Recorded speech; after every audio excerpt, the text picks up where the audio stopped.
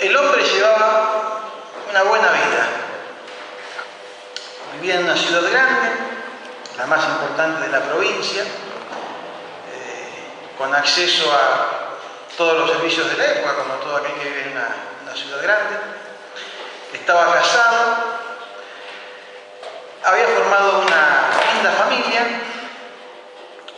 tenía su casa, un trabajo rudo pero estable que le permitía mantener un nivel de vida razonable, sin excesos, pero sin tampoco que le faltara, sin tener necesidades insatisfechas, ¿no?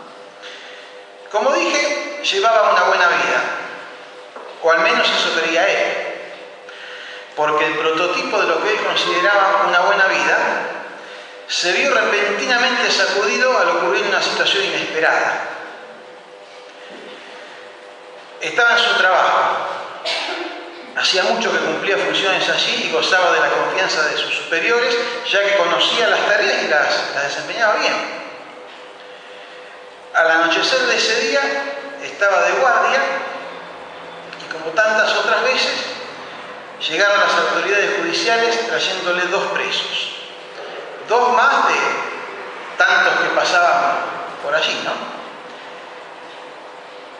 Y le dijeron que eran presos de máxima seguridad. Nada nuevo hasta allí, para lo que era su vida y lo que era su trabajo. Los llevó hasta el calabozo de más adentro, el más seguro, y para no sufrir sorpresas y poder pasar la noche tranquila, los puso en el cepo. Después de recorrer toda la cárcel, todo el sector que estaba a su cargo, fue a su oficina, donde había un camastro donde podía recostarse para descansar, todo bajo control, como siempre. Era un ambiente duro el que se desempeñaba, pero bueno, ya estaba acostumbrado. Algunos presos permanecían callados, ensimismados en sí mismos. Otros hablaban de voz alta, algunos que insultaban. Hasta se escuchaba a alguien que cantaba. En fin, nada fuera de lo normal. Así que con ese sonido ambiente se fue a dormir. De repente se despertó sobresaltado por un ruido y un movimiento terrible y apenas pudo reaccionar y ver qué es lo que estaba pasando, porque hacía apenas un rato, vieron, con una hora de sueño profundo, de la hora y media, 2 después que se durmió, cuesta reaccionar, pero apenas pudo reaccionar y observar a su alrededor, todo su mundo se vino abajo. Él conocía las leyes y conocía el reglamento del trabajo que estaba haciendo. Como encargado de la cárcel, era responsable de los presos que estaban bajo su cuidado. Y al ver las puertas abiertas de todos los calabozos, sin pensarlo, decidió que lo único que podía hacer era anticipar lo que le sucedería poco después. Pero haciéndolo ahora, al menos evitaría la vergüenza de tener que enfrentar a todos. Desenvainó la espada y se dispuso a matarse. Si no lo hacía él, lo harían pronto las autoridades luego de un juicio sumario. Entonces Pablo le gritó: ¡alto! No te hagas ningún daño. Todos los presos estamos aquí. El carcelero buscó luz. Entró precipitadamente, vio que efectivamente estaban allí todos los presos y se echó temblando a los pies de Pablo y de Silas. Luego los sacó y les preguntó: señores, ¿qué debo hacer para ser salvo? Se trata de un episodio crítico en la vida de un hombre cuyo nombre no sabemos. El relato bíblico lo recuerda como el carcelero de Filipos, y su verídica y breve historia está contada en Hechos capítulo 16. Les invito a que podamos abrir nuestras Biblias allí en Hechos capítulo 16.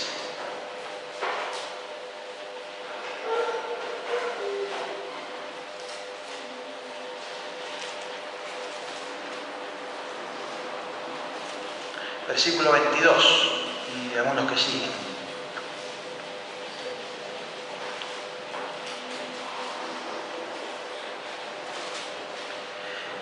Se agolpó el pueblo contra Pablo y contra Silas. Cuando habla de ellos se refiere a Pablo y Silas. Se agolpó todo el pueblo contra ellos y los magistrados, ustedes vayan a medida que vamos leyendo, imaginándose la escena, ¿no? Y los magistrados, rasgándole las ropas, ordenaron azotarles con varas a Pablo y Silas. Después de haberles azotado mucho, los echaron en la cárcel, mandando al carcelero que los guardase con seguridad, el cual, recibido este mandato, los metió en el calabazo de más adentro y les aseguró los pies en el seco. Pero a medianoche, orando, Pablo y Silas cantaban himnos a Dios, y los presos los oían, y seguramente el carcelero también. Entonces sobrevino de repente un gran terremoto, de tal manera que los cimientos de la cárcel se sacudían, y al instante se abrieron todas las puertas y las cadenas de todos los presos se soltaron. Despertando el carcelero y viendo abiertas las puertas de la cárcel, sacó la espada y se iba a matar, pensando que los presos habían huido. Mas Pablo clamó a gran voz diciendo: no te hagas ningún mal, pues todos estamos aquí. Él entonces, pidiendo luz, se precipitó adentro y temblando se postró a los pies de Pablo y de Silas, y sacándoles les dijo: señores, ¿qué debo hacer para ser salvo? Nos encontramos con este hombre rudo y seguro de sí mismo, temblando, preguntándose y preguntando: ¿qué debo hacer para ser salvo? ¿Qué motivó al carcelero a preguntar qué debo hacer para ser salvo? Porque la realidad es que el problema que podría generarle a él un gran perjuicio, probablemente la muerte, que era el escape de los presos, no había ocurrido. Ese era el problema que se podía haber enfrentado, que se le hubieran ido los presos, y la ley era clarita. Hay libros para todo. A mí me gusta para investigar y leer un poquito. Encontré un libro por internet, pero está copiado el libro que habla sobre el régimen carcelario en el Imperio Romano. Así que un libro de 300 páginas, así que ahí estuve leyendo un poquito. Dependía de la gravedad de lo que pasara, pero en un caso grave que se escaparan todos los presos, bueno, el carcelero era condenado a muerte. Era condenado a muerte. Pero ese problema que le generaría ese gran perjuicio no había ocurrido, por lo cual su reputación, su trabajo y su vida estaban a salvo. ¿Por qué preguntarse qué debo hacer para ser salvo? Podía continuar como hasta ahora, llevando una buena vida. Es más, podía ganar ciertos méritos, si nos ponemos a pensar bien, porque ante algo tan evidente como era un terremoto que había hecho que se abrieran las puertas de la cárcel y los presos estaban libres, podrían haber escapado, y él los tenía todos allí contenidos adentro del edificio, indudablemente que sería reconocido como un gran mérito suyo por parte de sus superiores. Sin embargo, él se vio a sí mismo y preguntó: ¿qué debo hacer para ser salvo? ¿Salvo de qué? Si, como recién analizamos, ya estaba a salvo. Evidentemente, él estaba pensando en otra cosa.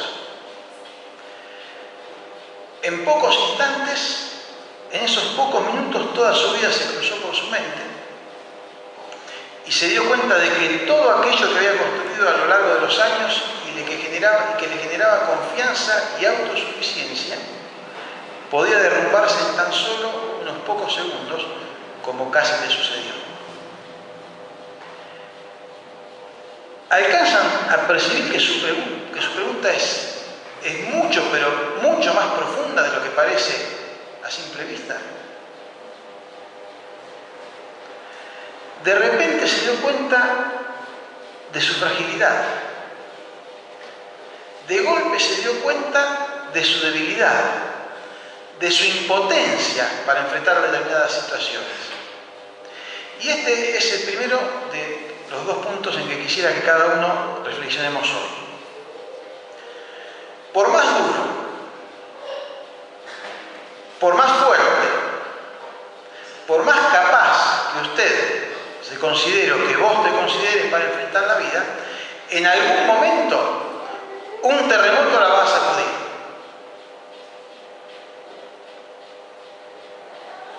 En algún momento un terremoto te va a sacudir. Esto es una certeza. Lo que no es una certeza es cuál va a ser tu reacción. Lo del terremoto en la vida en algún momento va a pasar. Ahora, ¿cómo reaccionar a cada uno? Lamentablemente, la mayoría de las personas, al verse más o menos al dominio de la situación, después que pasó el terremoto, como estaba el carcelero, más o menos al dominio de la situación, la mayoría decide que gracias a sus propios méritos y quizás con un poco de suerte, pudo salir airoso. Y piensa que eso va a repetirse indefinidamente. Solamente unos pocos reflexionan en que esos momentos son llamados de atención para que se den cuenta de su necesidad de algo más. Esos momentos son llamados de atención para darnos cuenta de que necesitamos de algo más. El carcelero no sabía qué era, pero sabía que necesitaba algo más. Que lo vivido, lo obtenido, lo gozado hasta el presente no era suficiente. Hasta ese momento él había pensado que vivía una buena vida, pero de pronto se dio cuenta que algo le estaba faltando. En realidad yo creo que se dio cuenta que el cimiento era demasiado frágil. Que el cimiento de su vida era demasiado frágil. Y entonces preguntó, ¿qué debo hacer para ser salvo? No salvo de lo que aparentemente necesitaba ser salvo. ¿Qué debo hacer desde lo profundo de su ser para ser salvo? Entonces invito a que cada uno de nosotros reflexionemos hoy, que cada uno reflexione en su propia vida y detecte si el cimiento sobre el que la está construyendo es firme o si puede derrumbarse ante un terremoto. Porque los terremotos vienen en algún momento. Y a veces es más de un momento. Y si el cimiento de su vida es solamente usted mismo y sus propias fuerzas, déjeme advertirle hoy, de parte de Dios, porque eso nos dice en su palabra, que es seguro que el edificio se viene abajo. Seguro que el edificio se viene abajo si el cimiento de nuestra vida somos nosotros mismos y nuestras propias fuerzas. Este es el primer punto. Él estaba conforme, llevaba una buena vida. Estaba contento con lo que hacía hasta ese momento. Sin embargo, el terremoto lo sacudió. Ahora el segundo punto. ¿Por qué, me preguntaba, y lo comparto con ustedes, el carcelero fue a donde Pablo y Silas? Se postró y a ellos y no a otro le hizo esa pregunta. Eso nos dice el relato. Dice que fue, llegó, él no sabía quién le había hablado, ya apenas hacía unas horas que los conocía, que iba a saber quién era la voz de uno. Sin embargo, los había visto y fue y se dirigió a ellos. ¿Por qué se postró a ellos y no a otro les hizo esa pregunta? Y aquí quisiera que pensemos en cada uno de nosotros que nos consideramos cristianos y nos consideramos hijos de Dios. ¿Qué vio en ellos el carcelero? Más allá de dos personas que fueron azotadas y encarceladas por su fe. Lo único que vio en ellos era que estaban sufriendo como locos por mantenerse fiel a las convicciones que ellos tenían. Eso lo podríamos ver en los versículos anteriores, que no lo hemos leído porque no viene tanto al caso y en general lo conocemos. Lo único visible eran dos tipos que estaban sufriendo como locos, pero aún así eran fieles a su Dios y le adoraban a la vista y al oído de todos. Afuera y también adentro de la cárcel, porque lo hacían afuera, los metieron adentro. Y estando adentro, también lo siguieron haciendo. Fieles a su Dios y le adoraban a la vista y el oído de todos.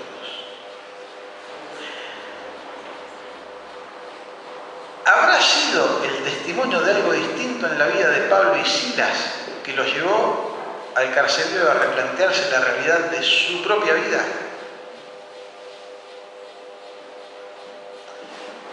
Ese sufrimiento que padecieron padecían, lo leímos antes, lo llevaron, lo habrán llevado empujando y pateándolo, les rasgaron la ropa y les dieron con varas, y así que asustaron mucho. Y lo llevaron al cepo. Ese sufrimiento que padecían no era compatible con la actitud de ellos. El versículo 25 lo leímos antes, a medianoche, orando, Pablo y Silas cantaban himnos a Dios. Y los demás los oían. Entonces, el ser salvo, ¿qué debo hacer para ser salvo? El ser salvo indicaría querer lo mismo que tenían Pablo y Silas, y por eso fue a ellos. ¿Qué tenían estos dos que lo conmovió hasta lo más íntimo de su ser? Más que el terremoto. Versículo 31. En el 30, señores, ¿qué debo hacer para ser salvo? Pablo y Silas le dijeron, cree en el Señor Jesucristo y serás salvo, tú y tu casa. Y le hablaron la palabra del Señor a él y a todos los que estaban en su casa, y él, tomándolos en aquella misma hora de la noche, les lavó las heridas y enseguida se los bautizó él con todos los suyos, y llevándolos a su casa les puso la mesa y se regocijó con toda su casa de haber creído a Dios. La respuesta de Pablo y Silas fue, lo que ves de distinto en nosotros es que creemos en el Señor Jesucristo. En otras palabras, lo que ves de distinto en nosotros es que creemos en el Señor Jesucristo. Todo lo demás viene y deriva de allí. Nuestra vida está construida sobre el cimiento de la fe en Dios, y al tener un cimiento firme podemos estar gozosos y en paz aún en medio de los terremotos. Tenemos una esperanza cierta, tenemos promesas firmes y seguras, nada es comparable con esto. Podemos imaginarnos a Pablo y Silas diciéndole, ¿no? En esta frase que tan resumidamente Lucas escribe allí en los Hechos. Tenemos una esperanza cierta, tenemos promesas firmes y seguras, no cambiamos esto por nada. Su testimonio era poderoso porque su comunión con Dios era real, sincera y verdadera, y Dios cumplía en ellos todo lo bueno que les había ofrecido, que es lo mismo que nos ofrece y nos da a nosotros también si creemos en el Señor Jesucristo y vivimos siendo consecuentes con nuestra fe. Eso es lo que dice la Biblia. Entonces quisiera plantear dos inquietudes, y por qué no, quizás requieran dos tipos de respuesta distinta, ¿no? Para que cada uno se la dé a sí mismo delante del Señor. Las dos inquietudes son las siguientes. Una, bueno, para nosotros, quizás para poder pensarlo, para compartir, al que no tiene a Jesucristo como su Salvador, debemos invitarle a que le reciba, a que le abra su corazón y reciba y crea en Jesucristo. Cree en el Señor Jesucristo y serás salvo tú y tu casa, le dijeron ellos. Quizás todavía no le tembló el piso, por eso no se dio cuenta de la necesidad, pero bueno, en algún momento se le va a mover. ¿Por qué esperar a eso cuando podemos hoy tomarnos de la roca de la salvación, que es Jesucristo? Antes cantábamos la canción, roca eterna, verdadero y fiel. Vivir y enfrentar la vida no es cuestión de inteligencia y de fuerza, que este tipo seguramente la tenía, y muchas veces nosotros nos consideramos que la tenemos. Vivir y enfrentar la vida no es cuestión de inteligencia y de fuerza, sino de sabiduría y de humildad. La sabiduría, nos dice la Biblia, que es el temor, el reconocimiento de Dios. Y la humildad para reconocer que la necesitamos. Sabiduría y humildad para darse cuenta de que en Dios y con Dios todo es mejor y completo. Cree en el Señor Jesucristo y serás salvo tú y tu casa. Y no estoy hablando ni siquiera de haber levantado la mano en algún momento en alguna reunión para decir sí, sino si realmente creo en el Señor Jesucristo como debo creer. primera inquietud que planteo. Y la segunda es que ya tiene a Jesucristo como su Salvador. Invitarles a que cada uno se pregunte si su testimonio de vida se corresponde con el Dios en quien dice creer. Si aquellos que están bajo el ámbito de nuestro andar cotidiano pueden vernos, pueden verte y acercarse a preguntarte ¿qué debo hacer para ser salvo? Porque ven algo distinto y mejor en tu vida y ellos lo desean para ellos. ¿Cuántos se han acercado a nosotros para preguntarnos qué debo hacer para ser salvo? ¿Qué necesitamos cambiar? ¿Qué necesitamos mejorar en nuestras vidas para poder transmitir eso que transmitían Pablo y Silas? Que hacía apenas unas horas que lo conocía y de pasada se dirigió a ellos para preguntarle qué necesitaba hacer para ser salvo. Si en definitiva eso es lo que Dios quiere que hagamos nosotros para con aquellos que no le conocen. ¿Cómo es tu vida? ¿Cómo es tu testimonio?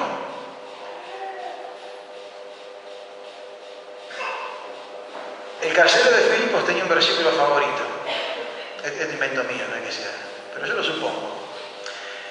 Porque él vive en Filipos, y en Filipos, ahí de la mano de Lidia, que fue comentado esta mañana, que era comerciante y compraba y vendía telas de púrpura, y luego con la familia del carcelero, bueno, se fue formando la iglesia. Y a la iglesia de Filipos, Pablo le escribió la carta a los filipenses. Y yo digo que el carcelero de Filipos, su texto preferido es Filipenses 4:13, que era todo lo puedo en Cristo que me fortalece. No sé, hago volar mi imaginación y decir, pero hermano, nuestro testimonio será todo lo puedo en Cristo que me fortalece. Y transmitimos eso para aquellos que nos ven. Bueno, lo dejo planteado, debemos pensar en nuestra vida. ¿Para qué estamos? ¿Qué hacemos cada día? En nuestro andar cotidiano. ¿Cómo andaban Pablo y Silas? Porque ellos era lo que hacían todos los días. Y el Señor los utilizaba. Así que bueno, el carcelero nos deja una doble enseñanza, ¿no? ¿Qué debo hacer para ser salvo? Bueno, ¿salvo de qué? ¿Salvo de qué? Salvo de aquello que tiene que ver con lo profundo de nuestro ser, de nuestra necesidad de Dios, ¿no? Y una vez que somos salvos, ¿cómo poder transmitirlo a aquellos que están a nuestro alrededor? No hay mayor reconocimiento hacia nosotros a que alguien pueda venir y decirnos ¿qué debo hacer para ser salvo? Quiero ser como vos, quiero lo que veo en tu vida, lo quiero para mí también.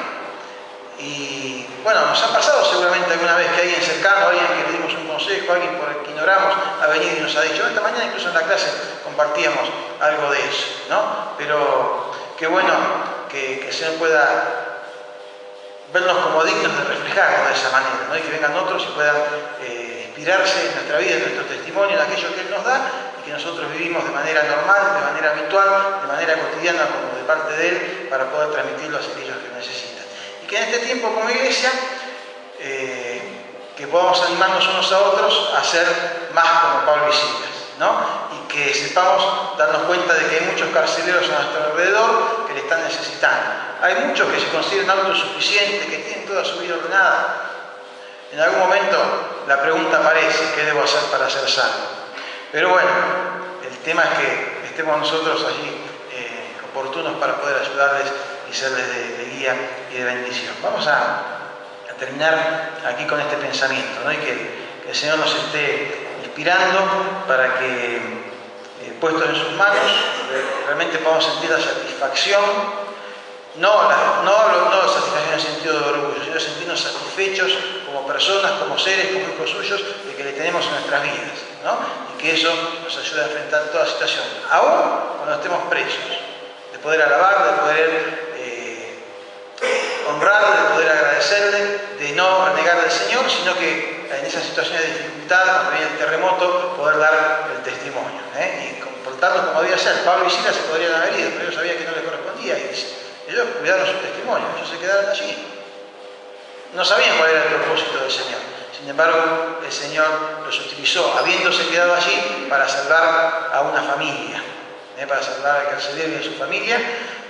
Y nosotros a veces nos apresuramos a tomar decisiones y cuando estamos ante un problema vemos una puertita y bueno, por acá me escapo. Sin embargo, el Señor a lo mejor espera otra cosa nosotros, porque no era lo que correspondía hacer, sino que debemos enfrentar la situación, enfrentar el problema y el Señor nos puede utilizar de esta manera. Vamos a orar, vamos a cerrar este momento en oración al Señor, pidiéndole que nos esté bendiciendo, guiando. Bueno, terminamos luego el culto y nos podemos quedar a compartir